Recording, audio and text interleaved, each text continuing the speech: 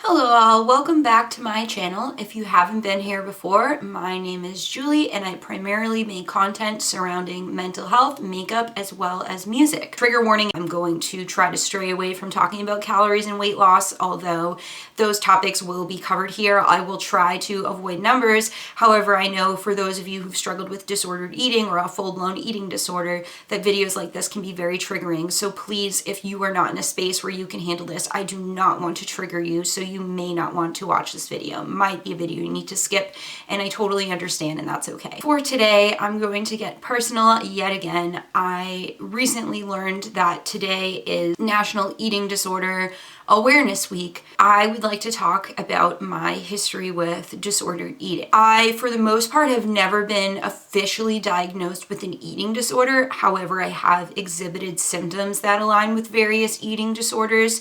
So I feel that sharing my experience is valuable because although eating disorders are detrimental and can negatively affect our lives, I think it's important to talk about how a lot of people have unhealthy relationships with food and exercise and struggle with body image, because even if it's not a full-blown eating disorder, it's still valid and important to discuss if you are having issues with food. So I will go back to my family history.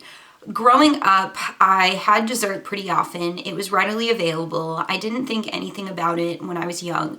However, I would go out to eat and I would be really worried about wasting food. So I would feel full and I would keep eating, and I would still get dessert and make myself so full that I would get sick.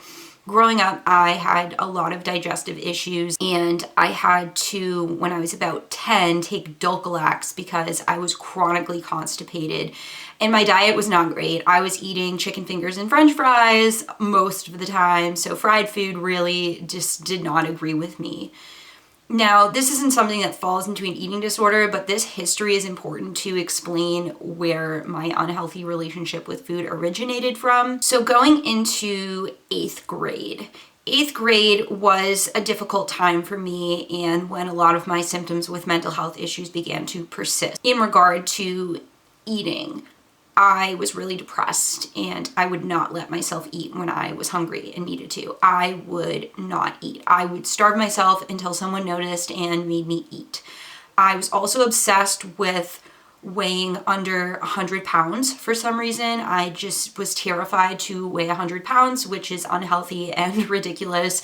I was about 5'2" and 13 at the time. I don't like to get too much into numbers. Moving on to high school, things got a little better. I was a vegetarian for 3 years and I didn't feel this diet was restrictive. I didn't really feel guilty for eating junk food. I didn't overthink what I was eating, and I don't think that my eating troubles were affecting me at the time.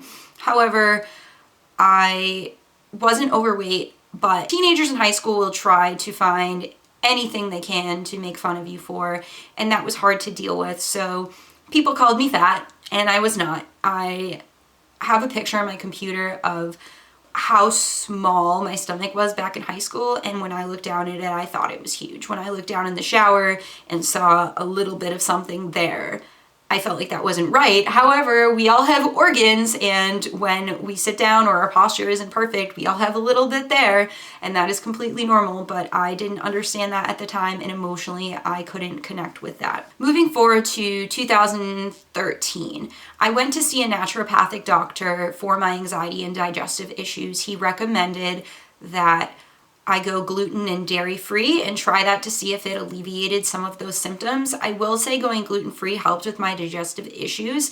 Dairy did not, and neither of them helped my anxiety. I cut out dairy for a year, and this was really hard on my obsessive thoughts and relationship with food and restrictions because I craved it and did not allow myself to have it per recommendation of this doctor, but it did not contribute to the relief of my digestive issues whatsoever. However, restricting certain types of foods from your diet can be really hard, and going gluten-free has been really hard because it limits what I can eat, where I can go to eat. When friends want to go get Chinese food and I'm like, I don't know, there's not really any options for me. And that can make life really difficult because I have to think about everything I eat. Beyond that, I have other dietary restrictions. I am allergic to tree nuts, and that's a very genuine allergy. I can become anaphylactic if I eat a nut, and even if I have a trace of something, I can throw up and get a really bad stomach ache. A few years ago, I also found out I'm allergic to coconut, and coconut oils and so many things, so I have to avoid them. However, that isn't anaphylactic. I just get a really bad stomach ache, but that isn't worth going through. That limits me as well and makes things hard. So back to 2013, around summer 2013, I decided that I wanted to eat healthier and start exercising, and also had a weight loss goal. I started doing Jillian Michaels exercises and eating a little bit better. Although it was pretty normal at first, I was pretty into Sour Patch watermelons and cut down on eating them over time. And I think that's completely valid and healthy to do. I didn't really feel I was restricting for the most part. However, once I did the Jillian Michaels 30-day challenge, I moved on to something else. And this is not docking or blaming Cassie Ho, but I got religiously into Blogilates. I followed her workout calendars. I moved from the beginner to the intermediate, where I worked out 6 days a week, and on my off day I went for a walk, and her workouts were approximately 1 hour. They're mainly Pilates, although there is HIIT involved as well. I feel I got way too obsessive with that and would work out on an empty stomach, wouldn't take care of myself, and if I was anxious on top of that, I would do extra cardio, which I absolutely did not need. Beyond this, I decided to delve into clean eating because Cassie Ho also had an eating plan, which I don't feel is right because she is not a registered dietitian and she should not be recommending how people eat. It was a very low carb plan, and I feel that that is not the right fit for me personally, for my physical and mental health. Over time, I was losing more and more weight. I was over-exercising more, I was restricting more and more, I would be hungry and I would not let myself eat. I limited sweets, which again can be healthy for a lot of people, but ignoring my cravings most of the time was very distressing for my anxiety.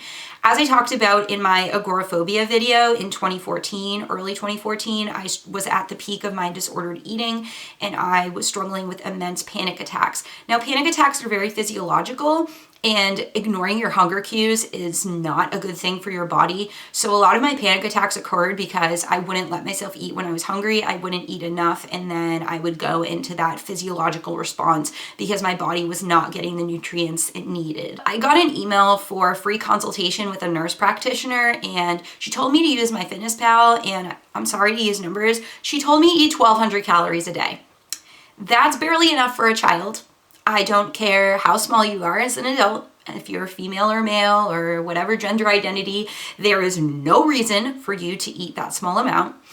I got obsessive. I don't think FitnessPal is the right tool for me. I respect that it may be a good tool for other people, but I got really obsessive and I was lying to my family about how much I was eating. I would have a goal weight and then it would get smaller and smaller and smaller. Now, I was very lucky. I've never been hospitalized. I've never been diagnosed with anorexia. I never got to the point where my weight was life-threatening or I had physical health issues. However, I feel I was really at risk of that, and I moved forward to measuring myself because a lot of people told me, oh, it's more about your measurements and if your clothes fit. But I would measure myself every single week and want to lose inch after inch after inch.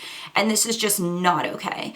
Also, when I reached my lowest weight, I got a lot of comments. How'd you do it? You look beautiful. You look great. Oh, you're so skinny. And that just perpetuated my disordered eating and body image issues even more. All of this was really difficult for me. I shifted and got out of that pattern after about a month of being at my worst.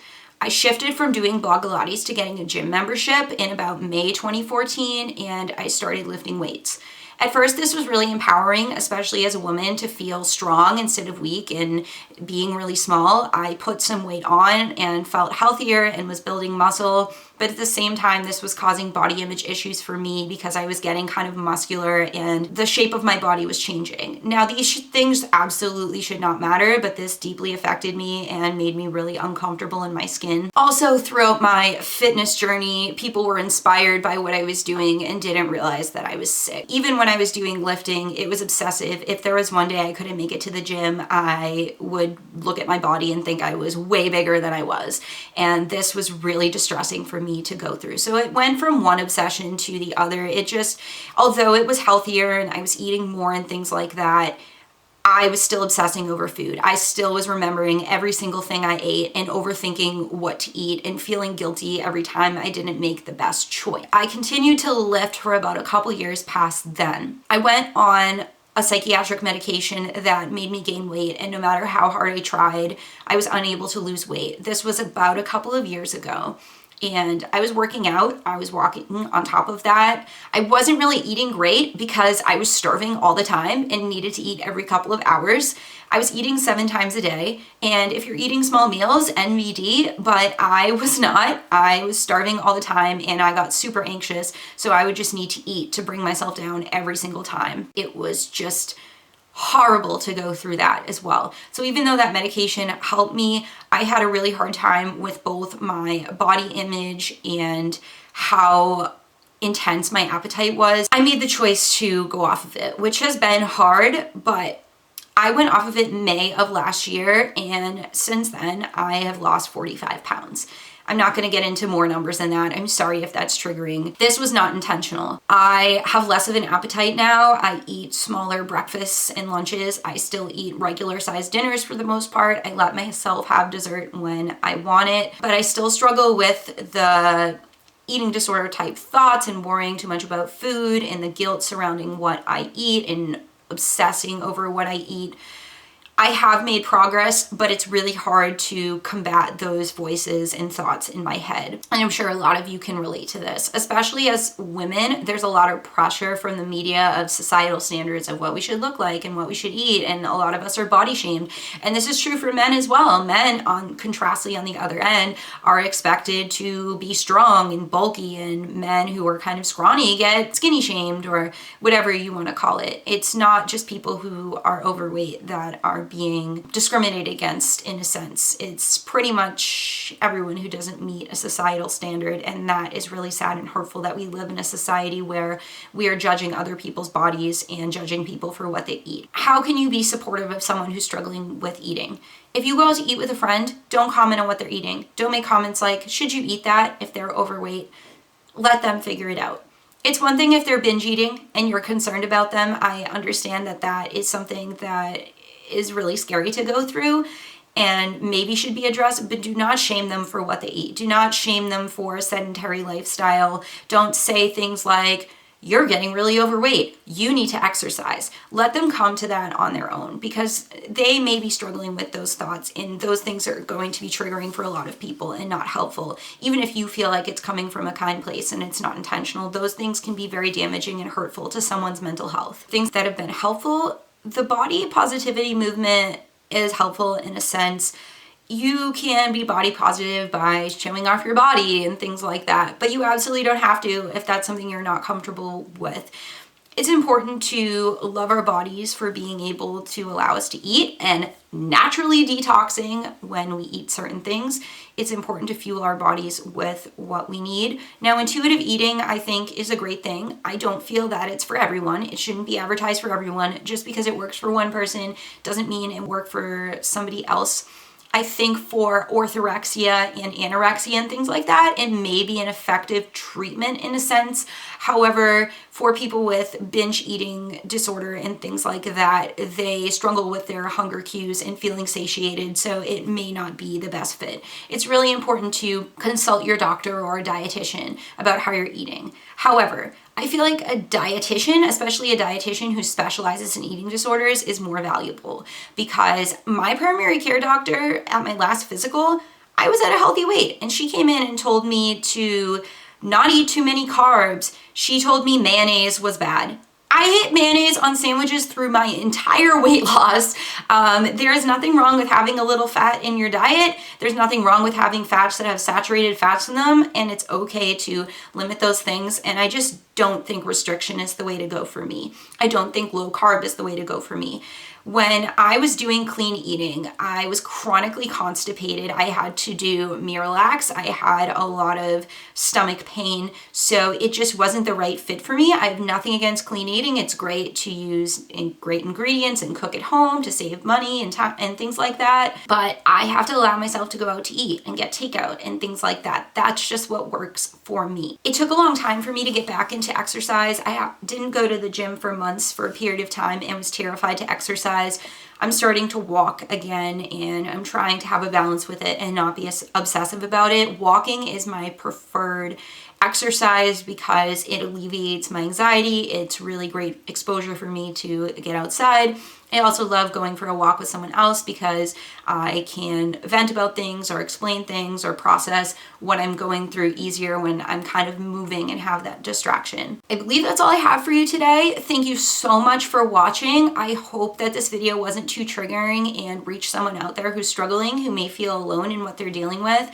I absolutely relate to a lot of people and people who have eating disorders, even though I don't fully have those symptoms.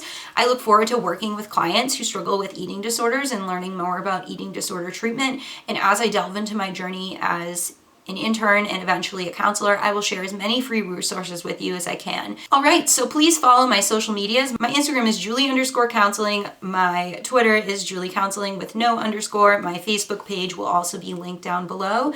Please give this video a like, and I'd love for you to subscribe to my channel as well. I also take video requests, and I hope this was helpful. All right, I'll catch you guys on the flip side. Bye, guys.